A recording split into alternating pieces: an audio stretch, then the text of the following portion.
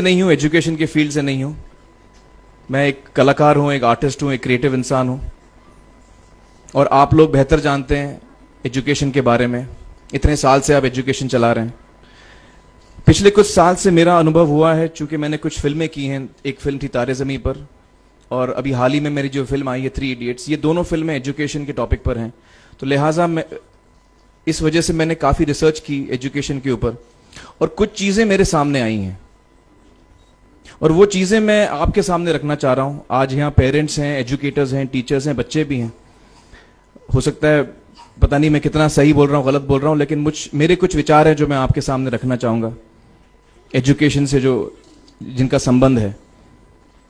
और वो ये कि सबसे पहले तो हर बच्चा खास होता है। ये मैंने डिस्कवर किया अपने रिसर्च में। हर बच्चा खास होता है। हर बच्चे में, हमारी तरह, आपकी तरह और हमारी तरह, हर बच्चे में कुछ ना कुछ काबिलियत होती है, कुछ ना कुछ कमजोरी होती है। मुझ में भी कमजोरी है, काबिलियत है।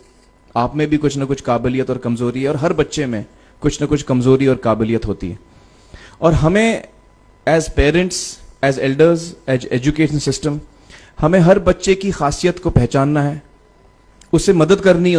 उसकी क्या खासियत है, उसका क्या दिल चाहता है, उसे किस चीज में खुशी मिलती है, वो हमें उसको हेल्प करना है कि हम उसको वो ढूंढ सके, और उसमें हमें सपोर्ट करना है। और जो उसकी कमजोरी है उसमें हमें उसको सपोर्ट करना है। मुझे अक्सर एजुकेशन इंस्टीट्यूट्स मुझे बोलते हैं कि हम हमारे स्कूल में सारे बच्चे पास होते हैं, हमारे स्कूल में सारे बच्चे फर्स्ट आते हैं, या हम जो बोर्ड एग्जाम है उसमें हमारे सारे बच्चे पास होते हैं। मुझे एक सवाल पूछना है कि हमारे कितने बच्चे खुश हैं? सबसे बड़ा सवाल मेरा ये है, how many of our children are happy? और वो जो हैप्पीनेस क्वोशेंट है ना, वो मेरे लिए सबसे अहम है। क्योंकि देखिए, पढ़ाई लिखाई तो हम सीख ही लेते हैं। जब मुझे कोई चीज सीखनी होती है तो मैं कुछ ना कुछ करके सीख ही लेता हूं। हमारी फिल्म 3 इडियट्स जब रिलीज होने वाली थी, रिलीज से पहले हमने कई स्क्रीनिंग्स रखे थे, टेस्ट स्क्रीनिंग जिसको हम कहते हैं, जिसमें कि हम ऑडियंस, जैसे आप लोग हैं, उनको बुलाते हैं, फिल्म दिखाते हैं, उनसे पूछते हैं कि फिल्म कैसी लगी। ऐसे एक टेस्ट स्क्रीनिंग हमने किया था। बंबई में एक फैक्ट्री में कारीगर लोग काम करते हैं, तो करीब 25-30 कारीगर आए थे उस स्क्रीनिंग में। स्क्रीनिंग के बाद उनका एक कारीगर था, उसने मुझसे एक सवाल पूछा। उसने मुझसे ये पूछा, आप लोगों ने फिल्म देखी है 3 इडियट्स? उसने मुझे एक सवाल पूछा जो बहुत कमाल का सवाल था। उसने मुझे ये सवाल पूछा कि सर, पिक्चर के अंत में हमें पता लगता है कि आप तो रणछोड़ दास थे ही नहीं, रैंचो तो थे ही नहीं आप, तो सर्टिफिकेट तो आपको मिला नहीं, वो तो जावेद जाफरी को मिल गया। तो आप इतने बड़े साइंटिस्ट कैसे बन गए? इतने बड़े पेटेंट्स, 400 पेटेंट्स, जापानी लोग आपके पीछे पड़े हैं, तो आपको सर्टिफिकेट तो मिला नहीं, तो आप इतने बड़े साइंटिस्ट कैसे बन गए? बहुत ही अहम सवाल है ये, बहुत ही इंपॉर्टेंट सवाल है। और ये जो मुद्दा है उसके हार्ट में जाता है ये, कि जब मैं एग्जाम के लिए रट के जवाब देता हूं और वो जवाब में मुझे नंबर मिलते हैं और मैं पास हो जाता हूं, तो मेरे हाथ में एक पर्चा आता है जो मुझे कहता है कि मैं पढ़ा लिखा हूं। लेकिन वाकई मैं पढ़ा लिखा हूं या नहीं, ये अभी तक हमको श्योर मालूम नहीं है। लेकिन जब आप नॉलेज चाहते हैं कि आपको मिले, विद्या मिले आपको, तो फिर वो कागज का मायने कुछ होता नहीं है। तो मैंने उसको जवाब में 2 सवाल पूछे। मैंने बोला उसको कि भैया, आपको क्या लगता है मैं अच्छा एक्टर हूं? उसने बोला हाँ, देश भर में आप सब लोग मानते हैं आपको, आप अच्छे एक्टर हैं। मैंने उससे कहा कि भैया, मेरे पास कोई सर्टिफिकेट नहीं है जो कहता है कि मैं अच्छा एक्टर हूं।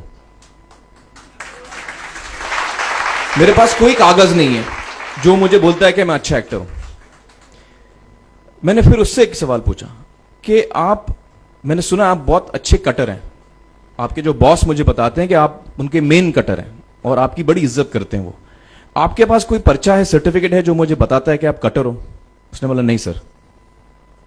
तो मैंने बोला आपका जवाब आपको इधर ही मिल गया। Education is beyond marks, education is beyond grades, education is what you learn. और मेरी इच्छा है कि हिंदुस्तान में हम एजुकेशन को इस नजरिए से देखें कि हम अपने बच्चों को वाकई शिक्षा दें। और शिक्षा हम खुशी से दें, क्योंकि शिक्षा में सिर्फ ज्ञान नहीं होता, शिक्षा में एक और चीज मिली हुई होती है, वो ये है कि हम अपने बच्चों को डेवलप करते हैं एज ह्यूमन बींग्स। आगे चल के वो जिंदगी में अच्छे इंसान बने, आगे चल के वो अपने पैरों पे खड़े रह सकें, आगे चल के वो इज्जत की जिंदगी जी सकें, आगे चल के वो दूसरों के बारे में ध्यान रखें, आगे चल के वो किसी के चेहरे पे मुस्कुराहट ला सकें, आगे चल के वो किसी की मदद कर सकें। This is what we should develop of our children. ये मेरी फीलिंग है। मैं जहां भी देखता हूं, ये मेरे साथ भी हुआ है जब मैं छोटा था। जब से हमारे बच्चे छोटे होते हैं, जब से बच्चे पैदा होते हैं, बच्चा घर आता है, हम बच्चे को पूछते हैं भाई मार्क्स कितने मिले, फर्स्ट आए कि सेकंड आए? वो बोलता है सेकंड। सेकंड आए तो अरे फर्स्ट नहीं आए, डांट पड़ती है उसको। जो बोलता है मैं 10th आया तो उसकी तो हालत ही बुरी हो जाती है। बच्चे को लगता है यार ये फर्स्ट आना बड़ा जरूरी है। उसको रेस में हम पूछते हैं तुम रेस में फर्स्ट आए कि सेकंड आए? में हम उसको बचपन से, जब से वो केजी लोअर केजी में होता है, जब लोअर केजी में रेस होती है, चमचा मुंह में लगा के उसमें नींबू डाल के भागते हैं। उसमें भी हम बच्चे को पूछते हैं अरे मेरा बेटा फर्स्ट आएगा, ला ओ बेटा मेरा फर्स्ट आना, मतलब पेरेंट्स चिल्ला रहे हैं बेटा भागो, मतलब नींबू लेके भागो। तो उसमें होता क्या है कि बच्चे को लगता है कि यार ये बड़ा जरूरी है। मेरे पेरेंट्स को हमेशा, मेरे पेरेंट्स मुझे एक ही सवाल पूछते हैं, मैं फर्स्ट आया कि नहीं। उसके जहन में ये बात बैठ जाती है कि मेरे को अव्वल आना है, मेरे को कंपीट करना है, मेरे को बाकी लोग से आगे निकलना है। टीचर्स भी यही सवाल उसको पूछते हैं आमतौर पे, ये मेरे साथ हुआ है। होता क्या है कि जब वो बच्चा 21 साल का होता है तो वो बड़ा सेल्फिश हो जाता है, और उसको सेल्फिश हमने बनाया, हमारे सिस्टम ने बनाया। वो अपने बारे में सोचता है और किसी के बारे में नहीं सोचता, क्योंकि यही हमने उसको ट्रेन किया है बचपन से। बचपन से हमने उसको यही ट्रेन किया कि बेटा तुम पहले आना, बाकी सब लोग को भूल जाओ। तो जब वो नौजवान बनता है तो उसका नजरिया सोसाइटी की तरफ यही हो जाता है कि भैया मुझे आगे बढ़ना है, बाकी सब बाय हुक और by crook I must succeed, I don't care about anybody else. मेरा ये दिल कहता है, मेरा ये दिल चाहता है कि अगर हम जितने यहां पेरेंट्स हैं, एडल्ट्स हैं, यंगस्टर्स हैं जो कल जाके पेरेंट्स बनेंगे, अगर हम अपने बच्चों को ये सीख दें जब वो छोटे हैं, जब वो घर आए हम उसको ये सवाल पूछें, ये नहीं पूछें कि मार्क्स कितने मिले, उसको ये पूछें कि बेटा आज तुमने किसकी मदद की, आज तुमने किसके चेहरे पे मुस्कुराहट लाई। अगर हम उसको ये पूछें तो उसको ये लगेगा कि यार जरूरी ये है। मेरे पेरेंट्स मुझे हमेशा ये पूछते हैं, मार्क्स का तो कभी पूछते नहीं, वो मुझसे ये पूछते हैं कि भैया तुमने किसको हेल्प किया आज। तो हेल्प करना लोगों को, लोगों के बारे में सोचना, लोगों के चेहरे पे मुस्कुराहट लाना, ये मेरे पेरेंट्स के लिए बड़ा इंपॉर्टेंट है। साइकोलॉजिकली वो इस चीज के साथ बड़ा होगा, स्कूल वही जाएगा, पढ़ाई लिखाई वही करेगा, वो उसका नजरिया थोड़ा बदल जाएगा।